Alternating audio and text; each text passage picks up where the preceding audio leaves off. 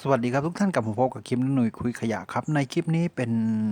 กระบอกน้ำนะครับผมเป็นกระบอกน้ำพลาสติกที่ใช้งานกันทั่วไปนะครับกระบอก1 ลิตรครับจะนำตัวกระบอกที่เราไม่ได้ใช้แล้วนะครับมาแปลงเป็นลักษณะของกระปุกออมสินใช้งานโอเคครับติดตามชมกันนะครับ